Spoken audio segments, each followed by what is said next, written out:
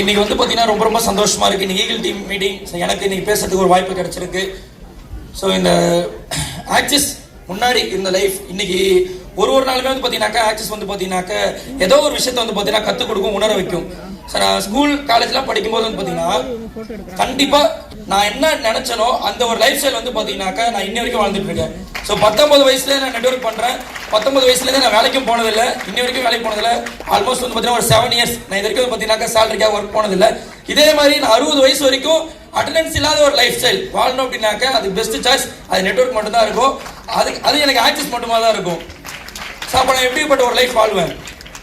So இன்னைக்கு காலையில் தான் நான் ஒரு ஸ்டோரி ஒன்று படித்தேன். ஒரு சின்ன லைன், உடலை விட்டு பிரிந்த பின்பும் பறந்து பார்க்கிறது பறவையின் இறகு அப்படின்ற மாதிரி ஒரு லைன் அதில் இருந்துச்சு.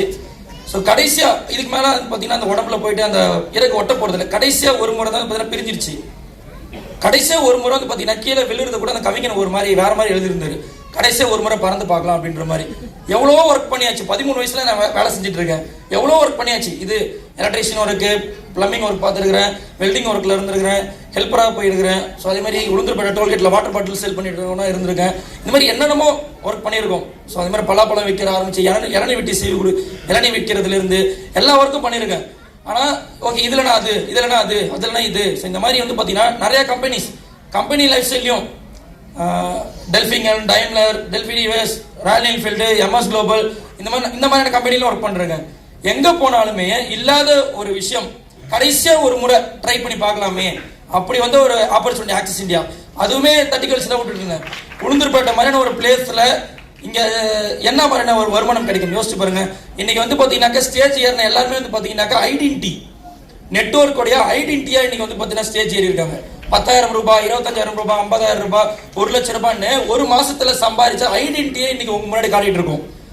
ஏன் அப்படின்னாக்க இந்த மாதிரியான துறையில போனா சம்பாதிக்க முடியாது அப்படிப்பட்ட பெரும்பாலான வார்த்தைக்கு மத்தியில இந்த மாதிரியான இடத்துல நாங்க போய் பார்த்துருக்கிறோம். 100 பேரை வந்து பாத்தீங்கன்னா சம்பாதிச்சவங்களை கண்ணால பார்த்துருக்கோன்ற ஐடென்டிட்டி என்ன பண்றாங்க இன்னைக்கு நமக்கு காட்டியிருக்காங்க.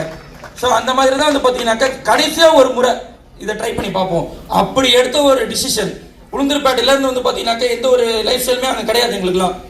இப்போ சென்னையை பொறுத்த வரைக்கும் 10,000 ரூபாய் சம்பாதிக்கிறது அசால்ட்டான விஷயம். ஸ்விக்கி ஓட்டினாலும் சொமேட்டோ ஓட்டினாலும் ஈஸியான விஷயம்ல. இப்போ என் ஊரில் பார்ட் டைம்னா கூட என்ன பண்ண முடியும்?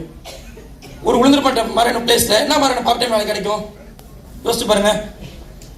எங்களுக்கான பார்ட் டைம் வேலை என்ன அப்படின்னாக்க இந்த உழவு ஓட்டும் போது வந்து பார்த்தீங்கன்னா நடுவில் களை பிடுங்குதல்னு சொல்லுவாங்க.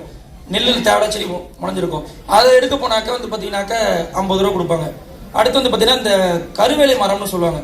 அந்த கை பிடிச்சோம்னாக்க அந்த கையில் வந்து பார்த்தீங்கன்னா அந்த கழி பதினும். அது வந்து பட்டையை சீவி ஒரு கட்டு வித்தோம்னாக்க 25 ரூபா கொடுப்பாங்க. இதுதான் எங்களுக்கான பார்ட் டைம் ஒர்க்கு அந்த சைடில். அப்போ 10,000 ரூபாய் ஒரு மாசத்துல பார்ட் டைம் ஏர்ன் பண்ணணும்னா எவ்வளோ டஃப்பான விஷயம் என் ஊர்லலாம். சென்னையில் அசால்ட்டான விஷயம். மினிமம் ஏதாவது ஒரு கம்பெனியில் வேலை பண்ணாலே 10,000 ரூபாய் சேலரி. அப்போ அந்த மாதிரியான பிளேஸ்ல நான் இருந்திருக்கேன் அப்படின்னா 10,000 ரூபாய் சம்பாதிக்கிறது பாசிபிலிட்டிஸ் இருக்கா? மினிமம். ஆக்சிஸோட ஃபர்ஸ்ட் ஐடென்டிட்டியே வந்து பார்த்தீங்கன்னாக்க 10,000 rupees அப்படின்றத இங்கே வந்து பார்த்தீங்கன்னாக்க 110 மெம்பர்ஸ் வந்து பார்த்தீங்கன்னா என்ன பண்ணிருக்காங்க, ப்ரூவ் பண்ணிருக்காங்க. அப்படிப்பட்ட மத்தியில் இன்னைக்கு நானுமே வந்து பார்த்தீங்கன்னா 1 கோடி ரூபாய் இந்த வியாபாரத்தில் ஏர்ன் பண்ணியிருக்கேன் அப்படின்ற ஐடென்டிட்டியோட இன்னைக்கு நான் நின்றுட்டு இருக்கேன். 25 வயசு ஆகக்கூடிய ஒரு பையன் ஆக்சிஸில் சம்பாதிச்சு தான் கல்யாணம் பண்ணேன். ஆக்சிஸில் சம்பாதிச்சு தான் இது வரைக்கும் என் ஒய்ஃப் ஒரு 25 சவரம் நகை எடுத்து கொடுத்துருக்கேன். 13 லட்சத்துல car, 2 bike, 8 branch office, life settle, 25 age. இவ்வளோ பேர் லைஃப் ஸ்டைலுக்கு தான் இங்கே கொடுத்துரு 3,500 ரூபாய். 3,500 ரூபாய் பே பண்ணுமா? அதெல்லாம் கிடையாது. இந்த லைஃப் ஸ்டைலுக்கு நான் கொடுத்தா மட்டும் ஒர்த்தா இல்லையா?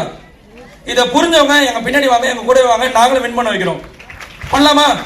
Okay, thank you.